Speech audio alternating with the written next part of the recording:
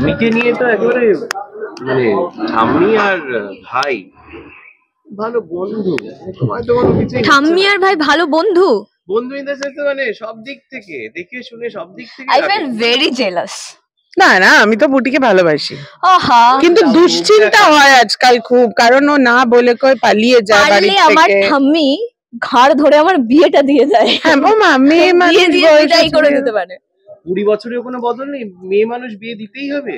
আরে 20 বছরে বদল যদি আসতো তাহলে এই ব্যাপারটা কি আমি এত মাথায় তুলতাম? কিছু বল। আরে ব্যাপারটা হচ্ছে গোটা দত্তবাড়ির প্রবলেম হচ্ছে ঠাম্মি আমাকে এত ভালোবাসে, তোকে এত প্রবলেম হওয়ার কিছু নেই। ঠাম্মি আমার আছে, এত সাপোর্ট করে, এত ভালোবাসে, এটাকে উৎসাহ দেওয়া উচিত। তার জায়গায় এত জেলাস মানুষজন, কিছু বলার নেই। বাট ঠাম্মি ইজ বেস্ট, ঠাম্মি নিয়ে কোনো কথা হবে না। ইয়েস। আচ্ছা যাক, দত্তবাড়িতে এখনো কেউ কেউ আছে, হ্যাঁ দত্তবাড়িতে এখনো কেউ কেউ আছে যে মনে করে আমি বেস্ট, মানে মোটামুটি পুরো পশ্চিমবঙ্গ ধর মনে করে না, ইস্ট এন্ড ওয়েস্ট ঠাম্মি ইজ দ্য বেস্ট, এটা আমিও মনে করি। ঠিক আছে, সেটা নিয়ে কোনো ডাউট নেই, কিন্তু ঠাম্মি আমাকে ভালোবাসে। তুমি কি বৌমাকে ভালোবাসলে? না না না না, কি করে ভালোবাসবো? ছেলে চলে গেল, ধরে রাখতে পারলো না। ছেলেকে তো নিয়ে আসলো, তোমার নাতি নাতি মিলে ছেলেকে নিয়ে আসলো। হ্যাঁ, এমন একটা ছেলে নিয়েছে তার মাথায় কাজ করছে না, সে কি সব ভুলভাল কি, হ্যাঁ গিরধারী সিং হয়ে গেছে সে। সে লিট্টি খায় রাত্রিবেলা, আমাদেরকেও খাওয়ায় বানিয়ে বানিয়ে। নতুন নতুন ভাষা শিখলাম। হ্যাঁ, তোমাকে খাওয়াচ্ছে লিচি বানিয়ে, আবার কি চাই? কিন্তু ছেলে কোথায়? ভেরি সবাই বাবু। আরে বাবু আসবে।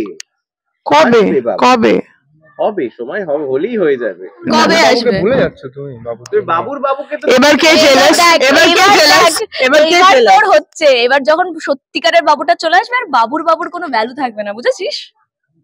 Jealous people again. ছেলেকে পেলে কি তুমি নাতিকে ভুলে যাবে? এইবার তো এটা বড় প্রশ্ন। সেটা সত্যি লেখকেরা জানেন। এটা লেখকেরা জানেন। আচ্ছা, তোমার কি মনে হচ্ছে কি হতে পারে? বাবু কি ফিরবে আগের রূপে? বাবুর ফেরা উচিত। মানে মজা হচ্ছে এখন যে গিরধারী সিং হয়ে বাবু যে এসেছে, ভীষণ মজার মজার এপিসোড আমরা শুট করছি, আর আমার মনে হয় অনেক নতুন মুখ আপনারা দেখতে পাচ্ছেন এই ধারাবাহিকে আবার, কিন্তু তারাও খুব ভালোভাবেই ওয়েলকামড হয়েছে, এবং নিমফুলের মধু নিজস্ব গতিতে তরতরিয়ে এগিয়ে চলেছে। এবং বাবুর এই এপিসোড গুলো খুব মজাদার, যে এই যে পুরো বাড়িটা হঠাৎ করে বাবুর চেহারাটা এক আছে, মনটা ভালো, অথচ তার কাণ্ড কারখানাগুলো ভারী অদ্ভুত, এবং সে অন্য ভাষায় কথা বলে, বিজাতীয় খাবার দাবার খায়। ভাষা শিখলাম আমি। সেই কাণ্ড কারখানা দেখে আমরা ভীষণ মজাও পাচ্ছি। হ্যাঁ, আমরা মজা পাচ্ছি, সিন গুলো করতেও মজা হচ্ছে।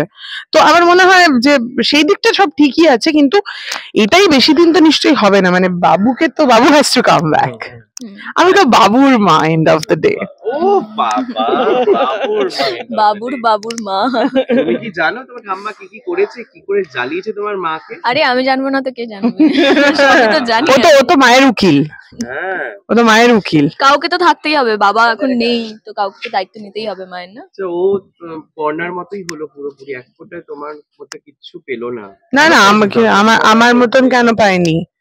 এই যে ও ঠোঁট কাটা ব্যাপারটা, সেটা কার কাছ থেকে পেয়েছে? ও ঠাম্মির থেকেই তো পেয়েছে, ঠাম্মির জিন কাজ করছে। ঠোঁট কাটা, ও নির্ভীক, ও সাহসী।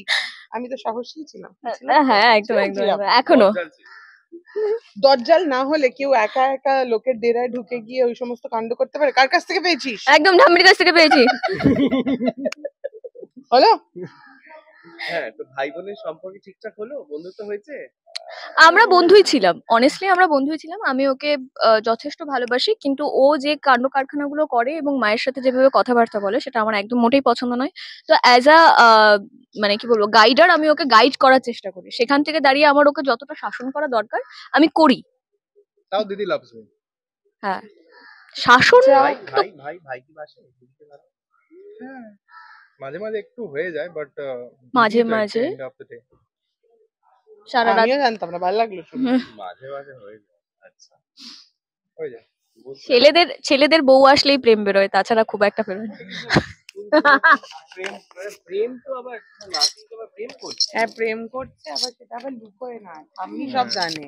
আমি শুধু বুঝতে পারছি না যে ভিডিও করে কথাও বলে। ঠাম্মি 20 বছর সত্যি এগিয়েছে, কারণ ঠাম্মি ওর প্রেমটাকে মেনে নিয়েছে, যে ঠাম্মি লাভ ম্যারেজের এগেইনস্টে কথা বলতো। হ্যাঁ হ্যাঁ হ্যাঁ না? মানে আমার বাবা যখন প্রেম করতে মানে বিয়ে করে নিয়ে এলো তখন তুমি তো তারপরেও। মানতেই পারছিলে না। মানে ইনফ্যাক্ট চনু আর রুচির সময় তো ভয়ঙ্কর বাবাল দিয়েছিলাম, হ্যাঁ সেখানে করে দাঁড়িয়ে আমি- এটা মেনে নিলে। এবং এখন ভিডিও করে flexible কথাও হয়ে গেছে। বলছে। মেনে নেওয়া না, বাড়ি- video বাড়ি- call এ আবার কথাও বলে। Right? ইভেন নিমন্ত্রণ বাড়ি অবধি। এর পরের গুলো দেখলে তো অনেক কিছু বাকি আছে, সেগুলো দেখবে। মানে ঠাম্মি অনেকটা ফ্লেক্সিবল হয়ে গেছে উইথ টাইম। ঠাম্মি শুধুমাত্র ফ্লেক্সিবল হয়েছে।